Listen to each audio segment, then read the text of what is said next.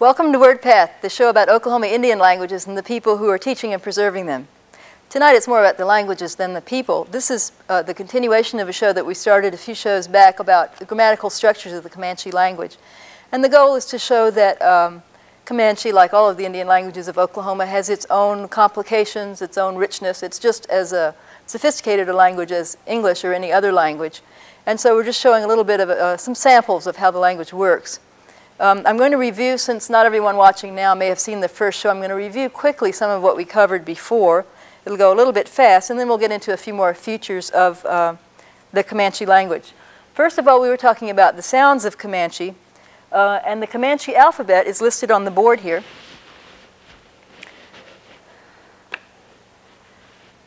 These are the 18 letters of the Comanche alphabet. We don't need 26 like for English because there are a number of sounds that don't occur in Comanche.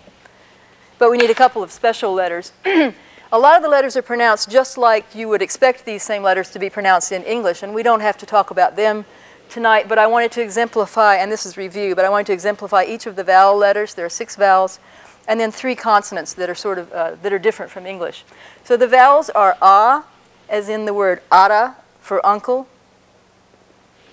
E. These vowels are pronounced as in Spanish or many European languages. If any of you know any of those languages, that may help you. So A, E as in pesa, which means already. E as in kimma, which means come. O as in pohya. It's the letter O, but it's pronounced aw in Comanche, as in pohya, which means walk. The letter U, let's see, I have my line to the wrong letter here. This is to exemplify the vowel U, which is pronounced U as in tua, which means sun. And finally, this letter is called barred U, a U with a line through it. It's pronounced kind of like And an example would be the word for blanket, which is So those are the 6 vowels, and then there are 3 consonants that we need to pay particular attention to also.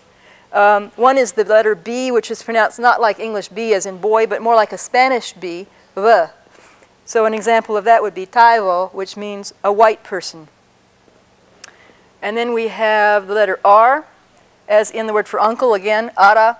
This isn't ara like an English R. This is like a Spanish R, again, or R in some other languages as well. It's called a flap, and it's ara, uncle.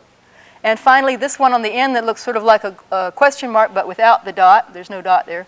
That's called glottal stop, or in Comanche, kesa, which means wait. And it's pronounced like the little catch in your throat when you say uh-oh. In the middle of that word, there's this little and that's how that's pronounced. An example is the Comanche word for hand, which is mo'o. If that letter were not there, it would be mo, but it's mo'o. It has a little hiccup in the middle. So those are the distinctive letters of the Comanche alphabet. And I wanted to tell you a little bit, well, there's one more thing I have to say in order to review for people that didn't see the other show or that may have forgotten. There's something in particular you need to know about Comanche vowels that's rather different from English. One is that vowels can be long or short in Comanche. Another is that vowels can be whispered. To indicate a long vowel, we write the vowel twice, like a double A is pronounced ah, whereas just a single A is pronounced ah. That's the long versus the short A vowel. So let me give you just a couple of examples of these. For long A, we could take a word like cara, which means to sit. Or sitting, it means more like sitting, actually. And it has these 2 A's in a row, so that's pronounced cara. If it were just a single A, it would be cara, but it's cara. You draw that out a little bit. You simply hold it longer. So that's a long A. So we're exemplifying long vowels here. And you can have long E, as in que, which means no. You draw that E out a little bit. And long I-O-U and barred U. Let me give you 2 more examples. One is for O, we have wa'o, which means cat. Wa'o. It should be drawn out a little bit on the end. That's cat. This one was no.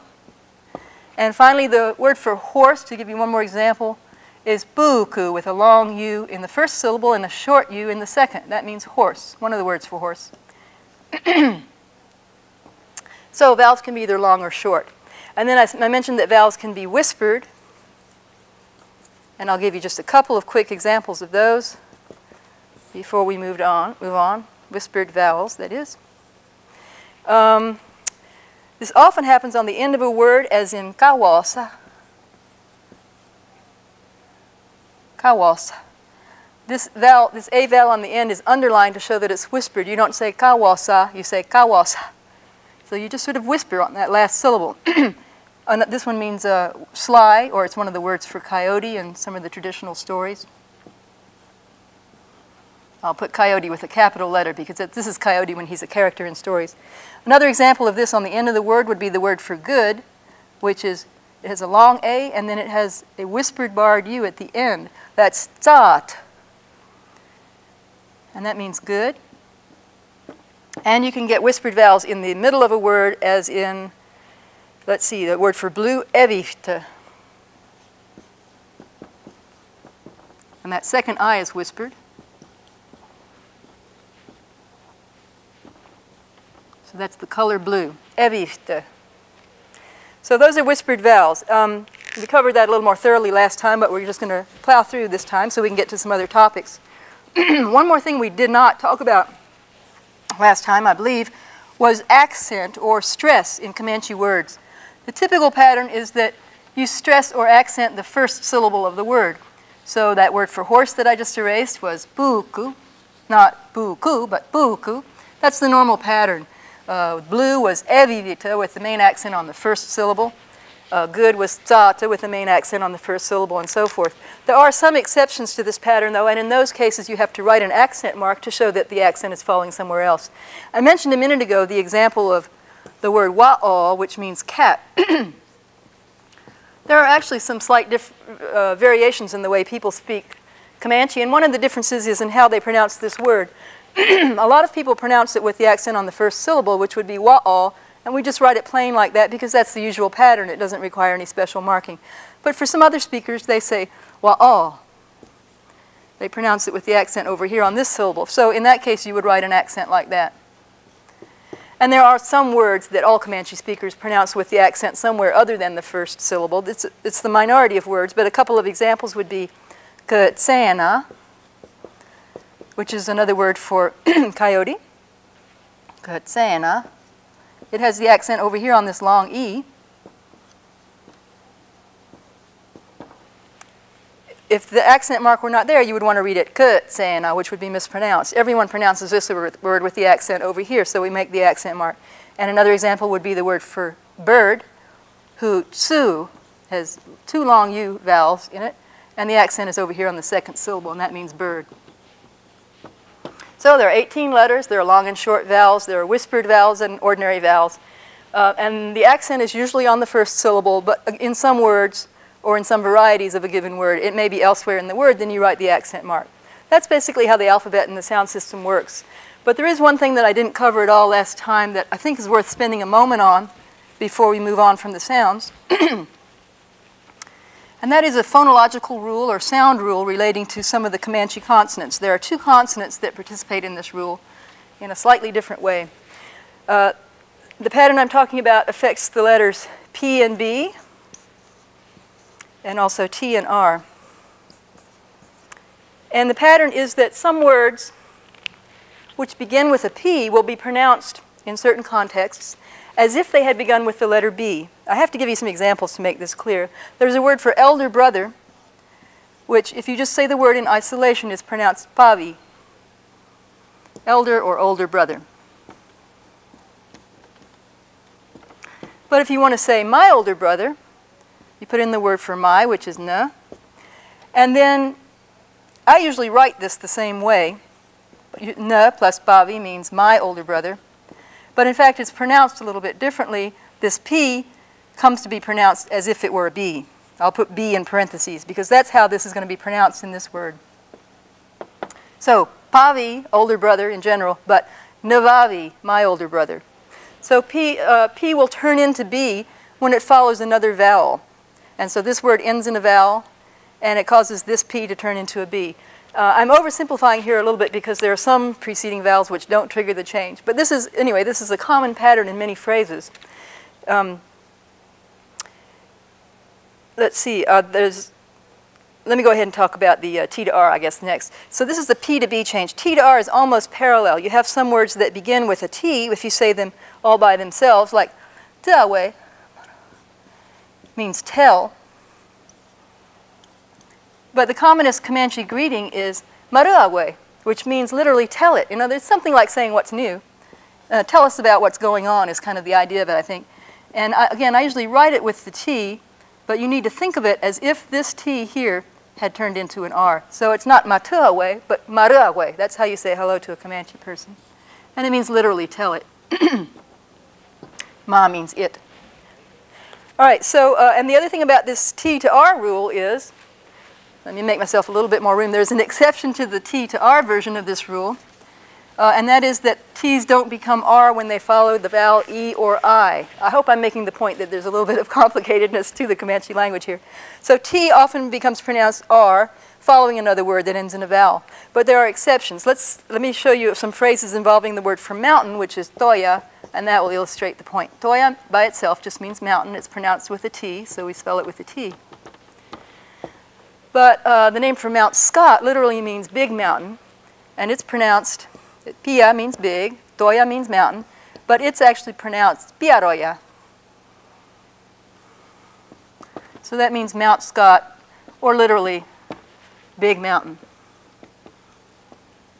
I'll abbreviate here. Big mountain is the literal meaning of that. So Pia plus Toya becomes Piaroya.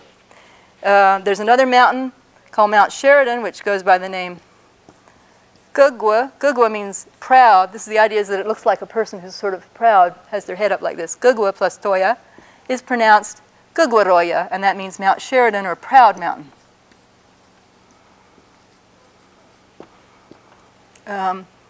So in each case, this T is pronounced like an R. The exception is if the previous vowel, here the previous vowel was A, here it was a barred U. If the previous vowel is E or I, you won't get this change. So if you wanted to say this is big mountain for Mount Scott, if you wanted to say small mountain, the word for small ends in an I. It's tui. Tui plus toya is not pronounced tuiroya. It's pronounced tui toya. The T does not change. So this would mean small mountain. So there's just a sampling of the ins and outs of Comanche phonology, or in other words, the sound patterns of the Comanche language. And now I think I'll just move on to some of the more grammatical subjects having to do with nouns and verbs and so forth. Again, I'm going to review quickly one or two topics that we already covered and then amplify or give exceptions or whatever. We talked a little bit about the fact that Comanche has not two but three categories of number. And what I mean by having three categories of number is that whereas English has two categories, singular and plural, Comanche has three, singular, dual, and plural.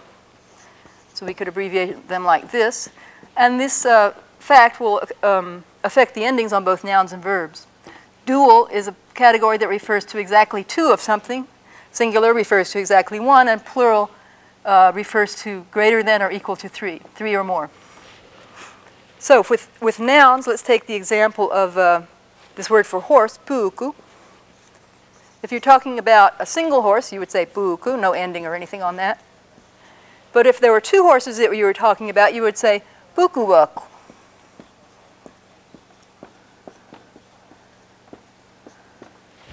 And so this part right here is the ending that means dual.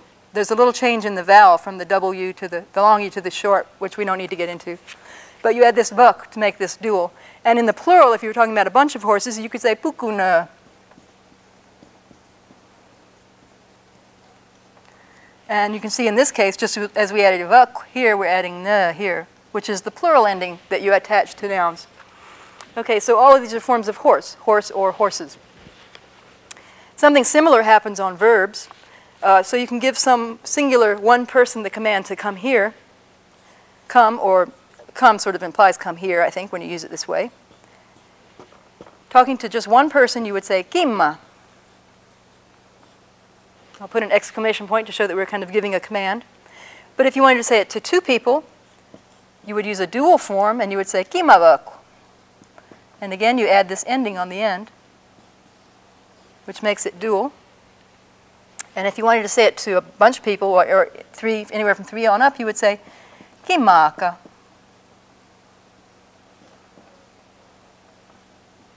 And in this case, we've added this ka ending to make it plural. It's different from the thing that you add to the nouns because this is a verb. There's also been a change. The a has become lengthened here. We don't need to get into that. But you can see that there are these three categories that both nouns and verbs can fit into. Now I wanted to show you the extra wrinkle on the number categories as it relates to verbs. There are certain verbs in Comanche, and this is very different from English. I don't think any English really has anything that quite compares to this. There are certain verbs that take a different form. It's a whole different word if the subject is, is plural.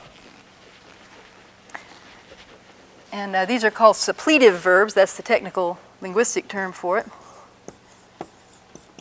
Suppletive verbs. That means they have this irregularity that the whole verb stem changes in the dual or plural as opposed to the singular. So an example would be the verb that means die. In the singular, the word is tegyai, which is just the stem. Tegyai, die.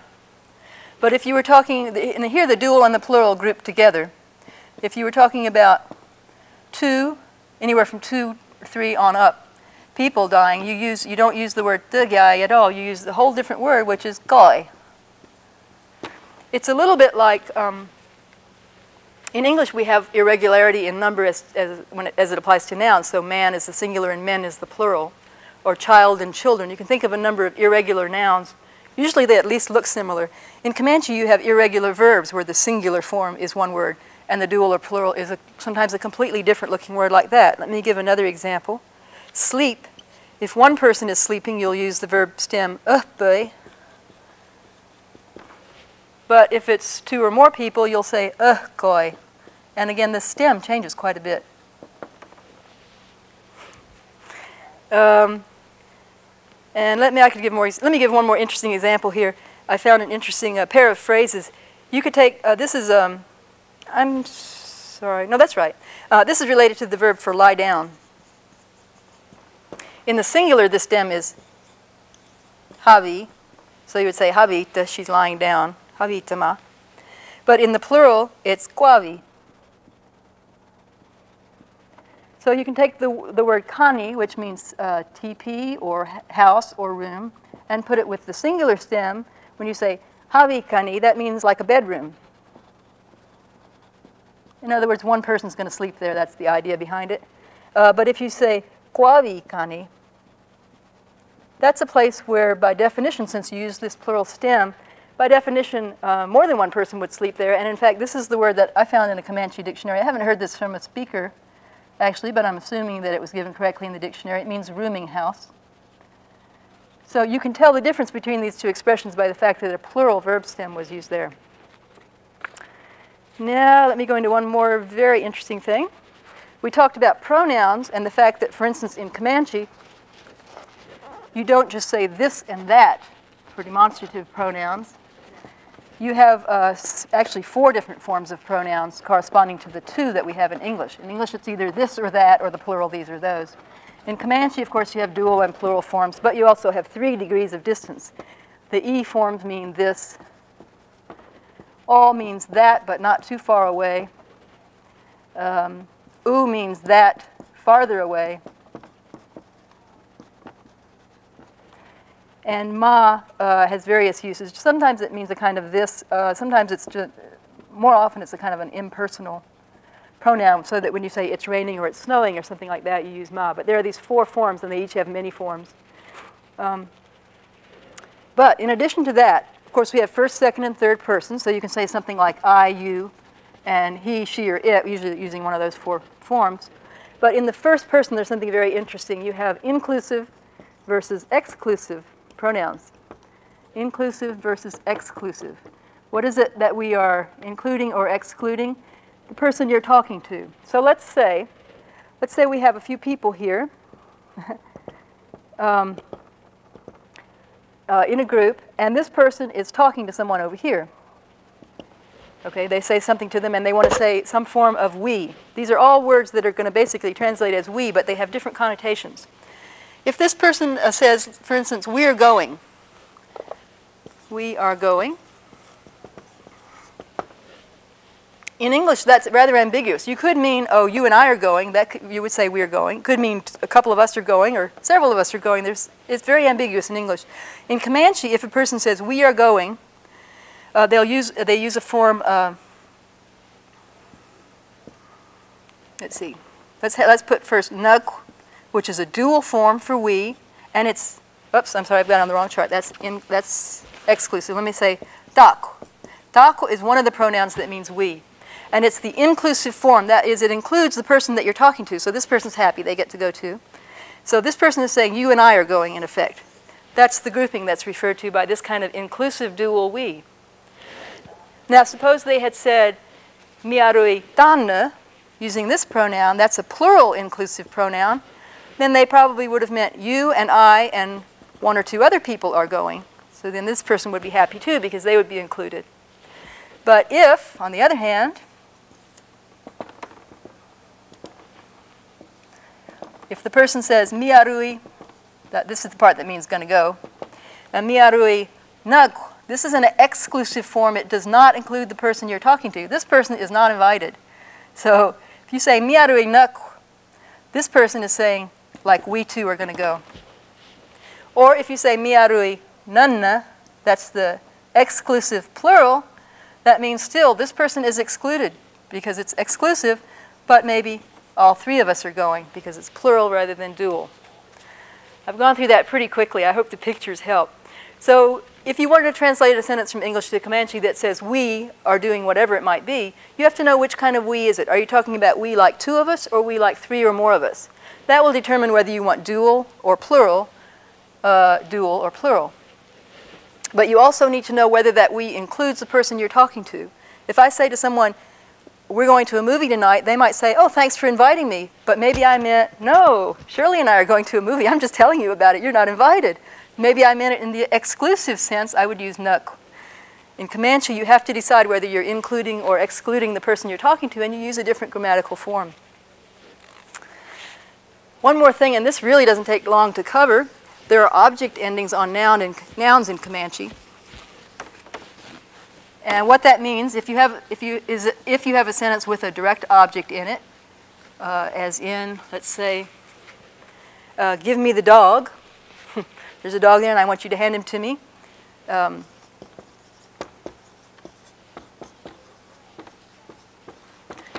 word for dog is sari. That means dog. But to make this sentence grammatical, to use it correctly, you would have to add something to this. You would have to say, sari a nautu. Here's the word for give way at the end, and this is me, and this is dog. So what is this? This is the object ending. So when you have an object in a sentence, you have to mark it as such. Just as in English, we distinguish I from me, because me is used for objects. In Comanche, you have to distinguish the subject form of a dog from the object form of a dog. Every noun will get some kind of ending on it if it's being used as an object in the sentence. There's something that's a bit different from English. I could tell you a little bit about verbs, but we're running low on time already, so I think I'm going to skip that. Let me tell you one more category that English does not have, but Comanche does, and that's something called postpositions. In English, we have a part of speech called prepositions. And that includes words like in, on, to, from, with, without, over, under, a lot of words like that, and they occur in prepositional phrases. So for instance, in English we might say, with me. Would you like to come with me? Whoops. In Comanche, we have equivalent phrases, but the ordering is just the opposite. This is called a preposition because it's preposed before its object. In Comanche, we have postpositions because they come after the object. N means me, and then you say ma'ai. This is the part that means with. This is the postposition. So with me, in Comanche, it's as if you were saying me with. And it's the same with everything, just about everything that would be a preposition in English comes out as a postposition in Comanche. So to Lawton would come out so kani, that's the word for Lawton. K. There's the postposition that means to. And on the table would be ka, there's the word for table. And then the word for on follows because it's a postposition. Ka pa'a, ka. ma'ai. These are all postpositions in Comanche rather than the prepositions that we have in English. And finally, I think I have time to make about one more point, and this is about, we haven't talked about very long sentences or put together whole sentences very much at all. But when you put together a sentence in English, the overall most general word order is that you put your subject first, then you put the verb, and then you put the object if there is one. So you would say, this is English, not Comanche. So you would say, the man sees, there's the verb, and the woman, there's the object. In Comanche, the order is not subject, verb, object, but subject, object, verb. The verb goes over at the end. Subject, object, verb. So this comes out as tenapa, and usually you'll put a little word tsa here, which marks something as a topic. We don't have time to get into that. This is the word for man. Tenapa tsa waipa. There's the word for woman, and we need to give it a little object ending, so it's going to be waipa a vuni, which means saw, or see, more like sees, really. Tenapa tsa waipa vuni means the man sees the woman, or the man saw the woman, could be. So the whole order, when you put together your sentences, it's you have to form this new habit of not going subject, verb, object as you do in English, but subject, object, verb as you do in Comanche. And I think we've gone and run out of time again. They're giving me all kinds of signals. So I think I'll just close with that. I know it's a little rushed. You obviously can't learn the whole grammar of a language in one lesson or two. You could make a study of many months or years out of just getting the gist of how Comanche works. But I wanted to show you some samples of what's different or striking, and actually, because it's so different, this is what's difficult for an English speaker who's trying to learn Comanche. We'll try to have some shows in the future interspersed among our interview-type shows that will highlight some of the grammatical characteristics of other languages as well. Because every language, of course, all the Indian languages of Oklahoma are no more like each other than any of them is like English. Each language has its own grammatical patterns and its own distinctive way of doing things. So we'll have that to look forward. We'll be looking at grammatical structures of other languages in the near future. Thank you for joining us tonight, and please join us again next time on Wordpath.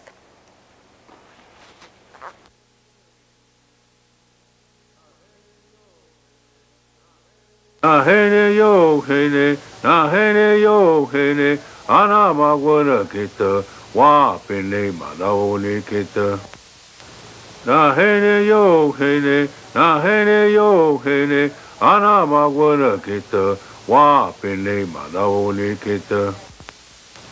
Na hene yo hene, na hene yo hene, ana magwana kita, wa pene madaone kita. Na hene yo hene, na hene yo hene, ana magwana kita, wa pene madaone kita. Na hene yo hene, na hene yo hene, ana magwana kita, wa pene madaone kita.